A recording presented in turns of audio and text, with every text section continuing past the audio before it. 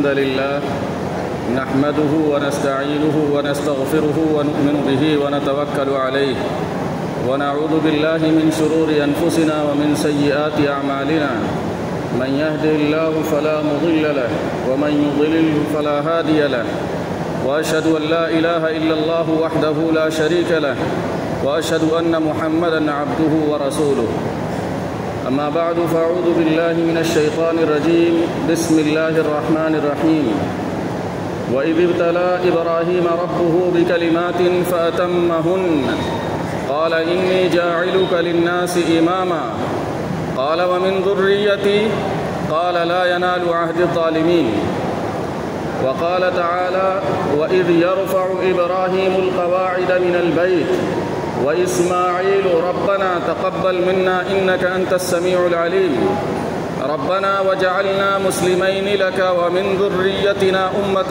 مسلمة لك وأرنا مناسكنا وتب علينا إنك أنت التواب الرحيم وقال تعالى قد كانت لكم أسوة حسنة في إبراهيم والذين معه إذ قالوا لقومهم إنا براء منكم ومما تعبدون من دون الله كفرنا بكم وبدا بيننا وبينكم العداوة والبغضاء أبدا حتى تؤمنوا بالله وحده إلا قول إبراهيم لأبيه لأستغفرن لك وما أملك لك من الله من شيء ربنا عليك توكلنا وإليك أنبنا وإليك المصير.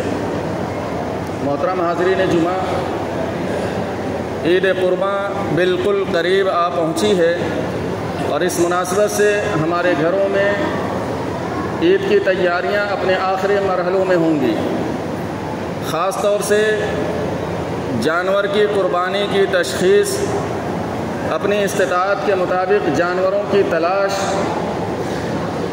قربانی کے وقت جو بھی اس سے متعلق ہدایات ہیں اس کو ذہن میں رکھنے کا معاملہ.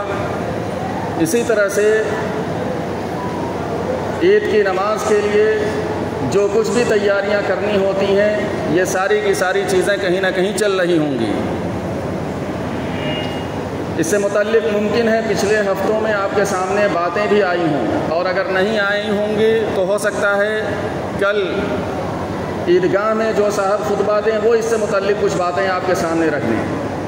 میں آپ کے سامنے جو باتیں اس وقت رکھوں گا وہ دراصل حضرت ابراہیم علیہ السلام سے جو ہماری نسبت ہے اور اس نسبت کے جو تقاضے ہیں اس کو یاد دلانے کی کوشش کروں گا، کیونکہ حضرت ابراہیم سے نسبت اور اس کی روح اور اس کی معنویت اگر نگاہوں کے سامنے نہ رہے تو اللہ تعالیٰ کا بہت صاف اعلان ہے کہ لن ینال اللہ لحومها ولا دماؤها، کہ اللہ تعالیٰ کے ہاں قربانی کا گوشت پہنچتا ہے نہ خون پہنچتا ہے.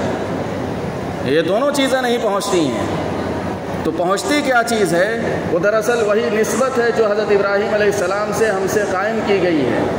وہ نسبت اگر نہ معلوم رہے، اس روح کا علم نہ ہو جس کی وجہ سے ہم یہ قربانی دیتے ہیں، تو یاد رکھیے گا کہ یہ قربانی صرف ایک رسم ہوگی، ایک ٹریڈیشن ہوگی، ایک روایت ہوگی جو ڈرے سہمے انداز میں ہم ادا کر رہے ہیں.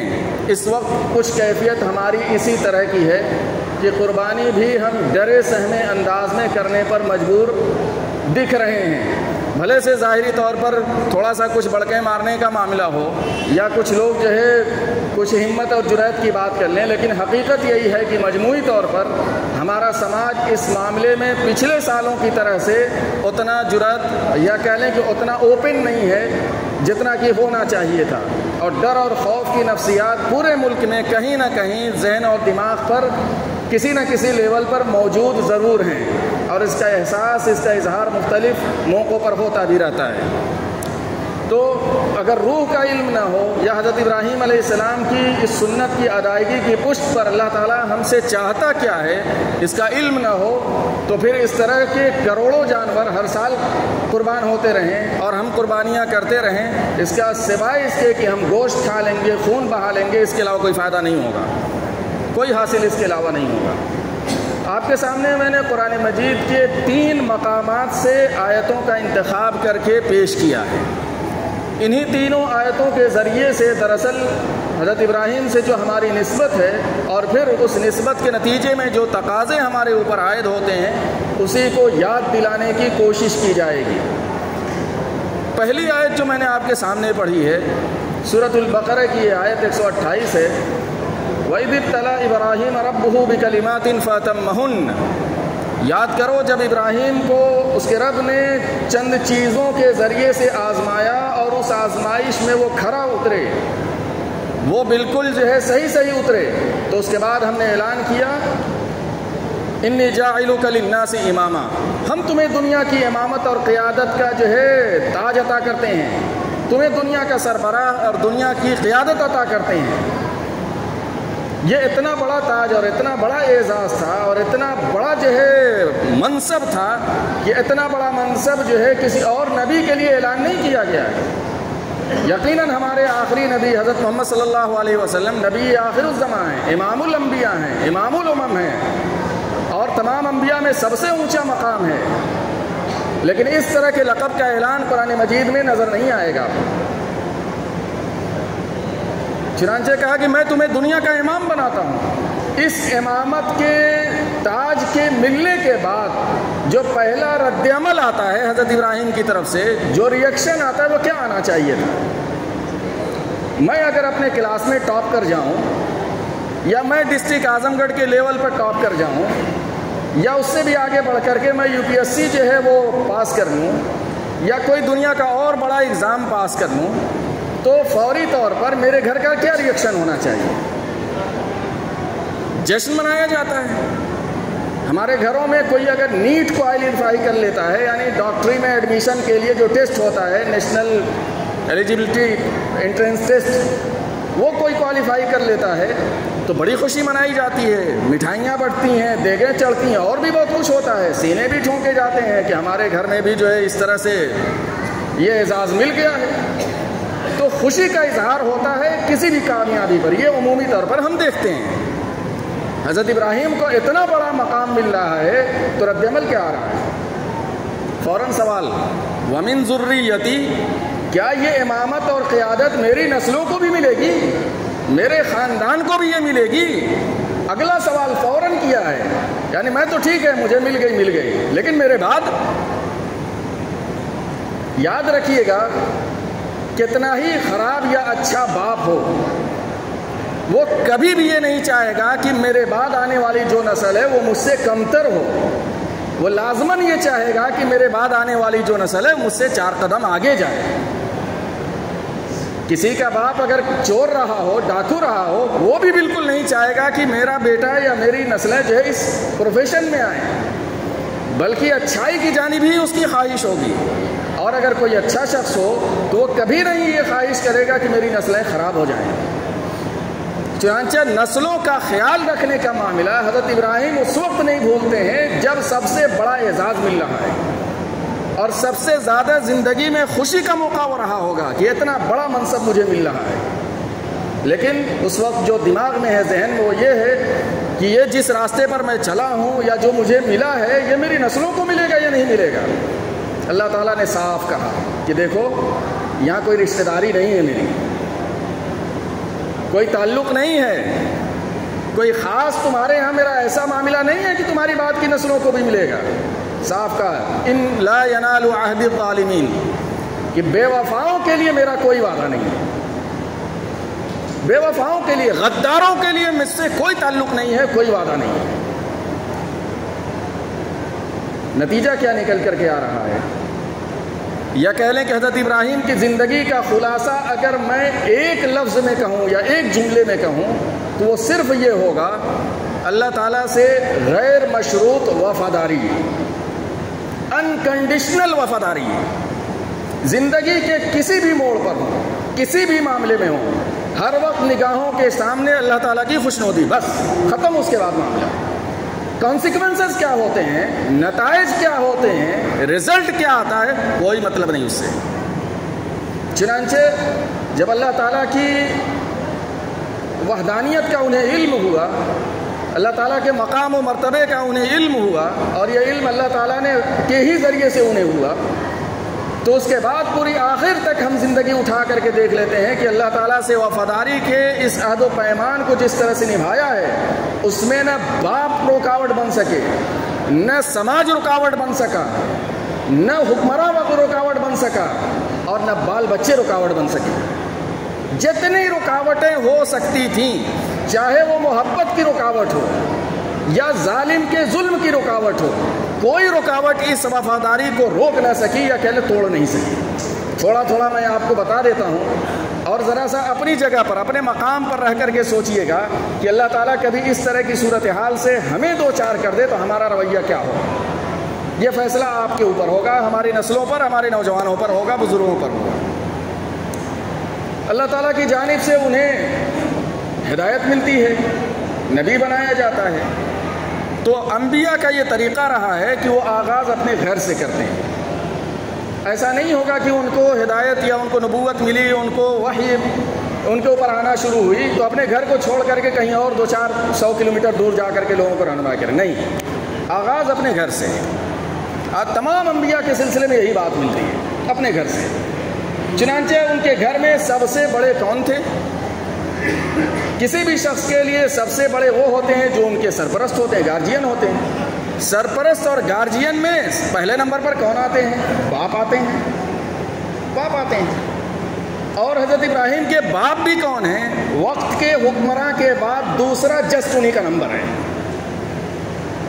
مذہبی قیادت کے سربراہ ہیں، مذہبی قائدین کے سربراہ ہیں، سب سے اونچا ان کو منصب مذہبی اعتبار سے ملا ہوا ہے۔ باپ کے پاس پہنچتے ہیں، سورۃ المریم میں 4 جملے انہوں نے اپنے والد سے کہے، یا ابت لم تعبد ما لا يسمع ولا يبصر ولا يغني عنك شيئا۔ اے میرے والد محترم، آپ ایسی چیزوں کی عبادت کیوں کرتے ہیں جو نہ سنتے ہیں نہ دیکھتے ہیں، نہ کوئی فائدہ پہنچا سکتے ہیں۔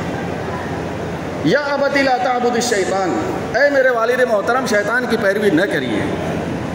یا ابت انی اخاف ان یمسک عذاب من الرحمن فتکون للشیطان ولیا، اے میرے والد محترم مجھے ڈر ہے کہ شیطان کی پیروی کی وجہ سے آپ کے اوپر اللہ کا عذاب نہ آ جائے۔ یا ابت انی قد جاءنی من العلم ما لم یأتک فاتبعنی اہدک صراطا سویا، اے میرے والد محترم مجھے اللہ تعالیٰ نے علم دیا ہے، صحیح علم دیا ہے، میری پیروی کریے، میں جیسے آپ کو بتا رہا ہوں اس طریقے سے چلیے۔ ذرا دیر کے لیے سوچئے گا، یہیں پر کوئی ایسا بندہ ہو، کوئی ایسا نوجوان ہو جس کی عمر 18 سے 20 سال ہو، یہی عمر ہے، اور اس کو کہیں سے صحیح اور کہہ لیں صداقت یا سچائی کا علم ہو جائے۔ اس سے پہلے اس کی زندگی خراب گزر رہی تھی، لیکن اس کو توفیق ملی اور صحیح راستے پر آ گیا۔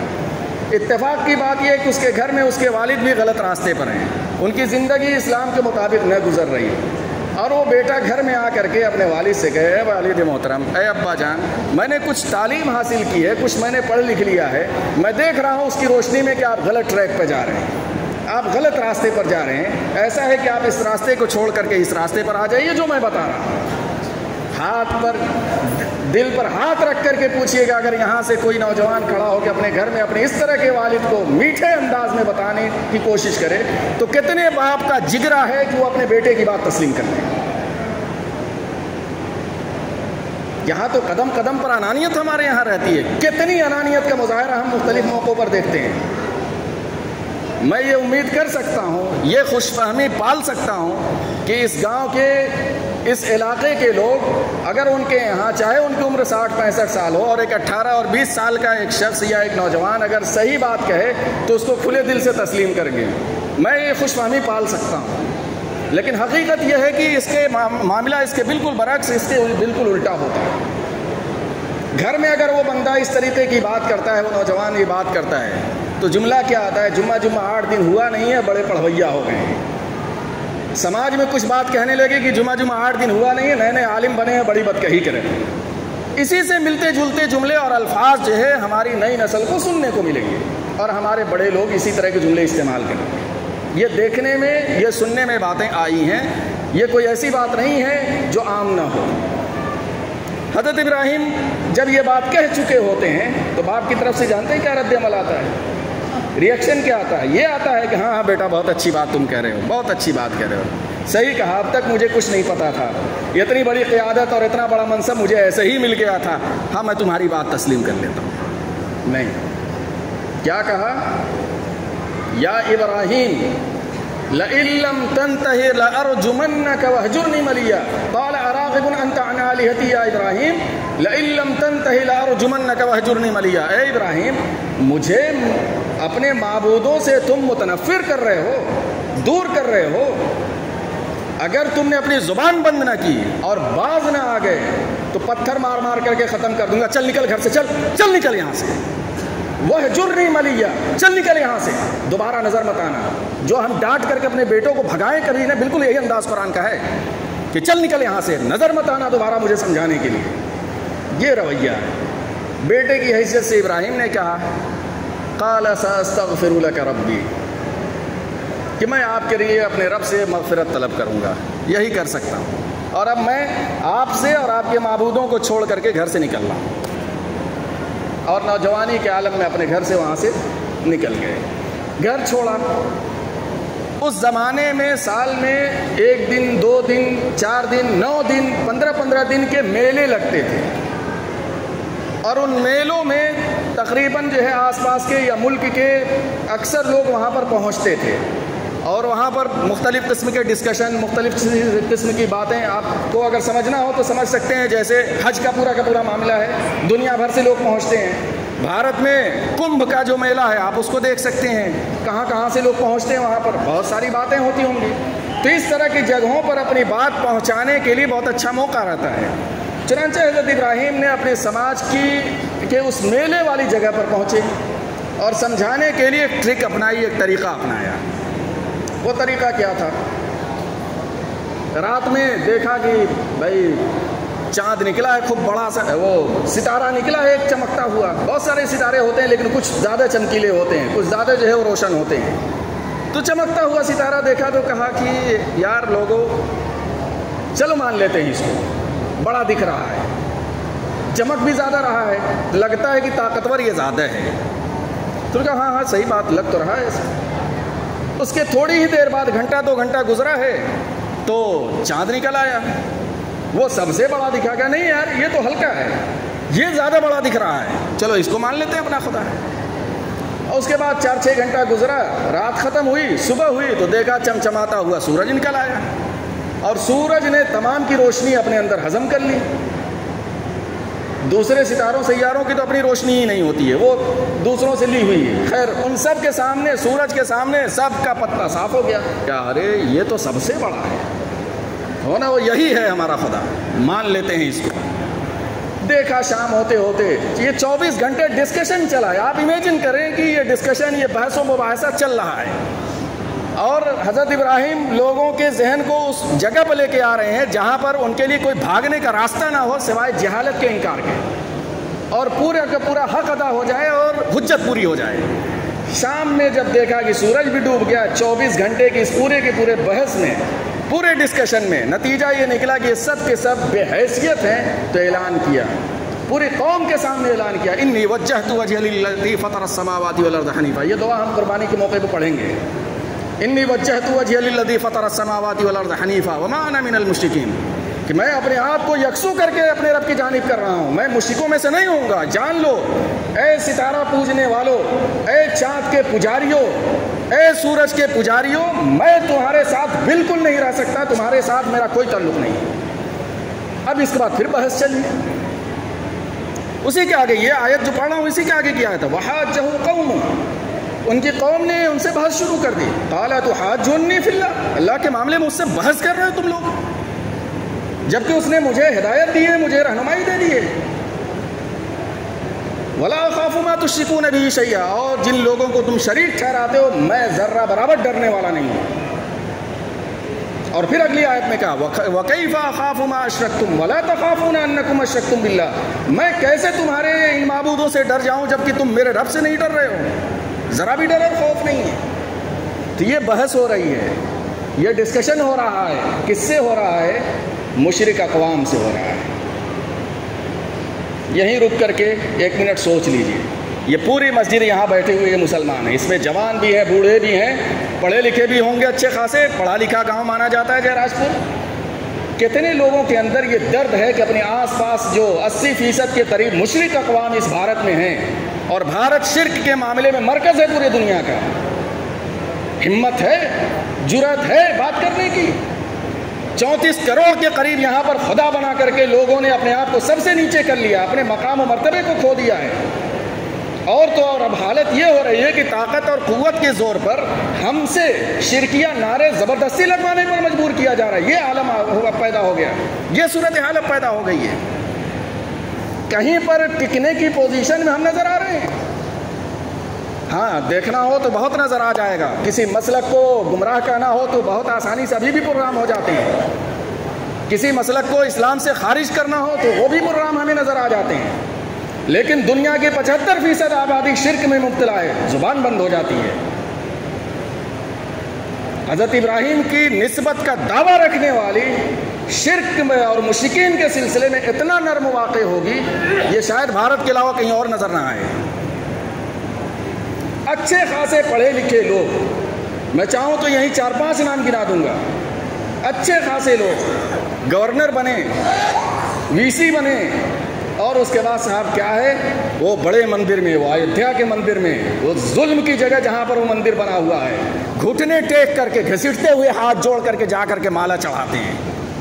یہ کسی دوسرے قوم کے لوگ تھے وہاں پر؟ یہ ہمارے ہی قوم کے لوگ ہیں، ہمارے یہاں پیدا ہوئے لوگ ہیں، لیکن ہمارے گھروں میں توحید کے سلسلے میں محبت اور شرک سے نفرت نہیں بوئی جاتی ہے۔ اور یہ بات یاد رکھیے گا، شرک اس کائنات کا سب سے بڑا ظلم ہے، اور اس سے بڑھ کر کے کوئی ظلم نہیں ہو سکتا ہے جو انسان اپنے ساتھ کرتا ہے، اپنے ماننے والا اپنے خالق کے ساتھ کرتا ہے۔ تو جو اللہ تعالیٰ کے ساتھ ظلم کرنے والا ہو، ہمارا اس کے ساتھ محبت کا رشتہ کیسے ہو سکتا ہے؟ نہیں ہو سکتا ہے ہمارا تعلق۔ چنانچہ تیسری آیت جو میں نے آپ کے سامنے پڑھی ہے، وہ اسی معنی میں بیان کر رہی ہے کہ حضرت ابراہیم تمہارے لیے اسوہ بنائے گئے ہیں، نمونہ بنائے گئے ہیں، ہر معاملے میں نہیں، ہر معاملے میں رسول اللہ ہیں، ہر معاملے میں، زندگی کے ہر معاملے میں اسوہ رسول اللہ ہیں، لیکن ایک معاملہ ایسا ہے جس میں حضرت ابراہیم کو اسوہ کہا جا رہا ہے۔ سورۃ الممتحنہ کی آیت نمبر 4 میں قد کانت لکم اسوۃ حسنۃ فی ابراہیم والذین معہ، کہ تمہارے لیے حضرت ابراہیم اور ان کے ساتھیوں میں بہترین نمونہ ہے۔ کیا ہے نمونہ؟ آگے بات آ رہی ہے۔ اذ قالوا لقومہم، جب انہوں نے اپنے قوم سے اعلان کرتے ہوئے یہ کہا، انا براء منکم ومما تعبدون من دون اللہ، کہ ہم تمہارے معبودوں سے اور تم سے برات کا اعلان کرتے ہیں، کوئی ہمارا تعلق تم سے نہیں ہے۔ کفرنا بکم، ہم تمہارے ان معبودوں کا انکار کرتے ہیں، رد کرتے ہیں۔ اور یہ بات دیکھیے اس کے بعد، وبدا بیننا وبینکم العداوۃ والبغضاء، کہ ہمارے اور تمہارے درمیان بغض و حسد، نفرت، دشمنی پیدا ہو چکی ہے، اور اس وقت تک پیدا رہے گی جب تک تم ایک اللہ کو نہیں مان لو گے۔ یہ بنیاد ہے، جرأت ہے کہنے کی ہمارے یہاں کہ بھائی ہم ایک اللہ کو ماننے والے ہیں، توحید کو ماننے والے ہیں، اس معنی میں کہ حجت بھی پوری کریں، اور سامنے والے اقوام سے کہہ دیں کہ ہمارا تمہارا اس بنیاد پر جدائیگی کا معاملہ ہے۔ ہندو، مسلم، سکھ، عیسائی آپس میں بھائی بھائی نہیں ہیں، یہ جاہلانہ اور سیاسی نعرہ خوب لگتا ہے ہمارے ہاں، اور نتیجہ کیا ہوتا ہے کہ ہمارے اسی میں کے لوگ جا کر کے مورتیوں پر مالے چڑھاتے ہیں اور شوق سے مسلمان بھی بنے رہتے ہیں۔ حضرت ابراہیم کی سنت تو اس کے خلاف ہے بھائی، قرآن مجید کا بیان اس کے خلاف ہے۔ میں آیت نمبر اور سورہ بھی بتا رہا ہوں، جس کو ویریفائی کرنا ہو اس ریفرنس کو جا کے ویریفائی کر لیں، اور اس کے بعد جائزہ لے کر کے دیکھ لیں کہ ہم کہاں پر ہیں اور کہاں ہمیں ہونا چاہیے۔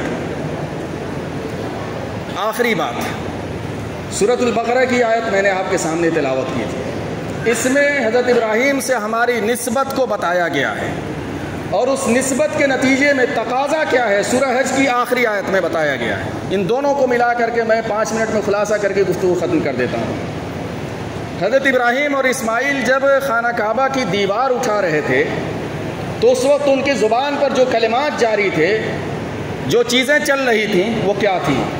پہلا جملہ یہ تھا، ربنا تقبل منا، اے ہمارے رب، یہ جو کوشش ہم کر رہے ہیں، یہ جو توحید کا مرکز کھڑا کر رہے ہیں، اس کو ہماری جانب سے قبول کر لیں۔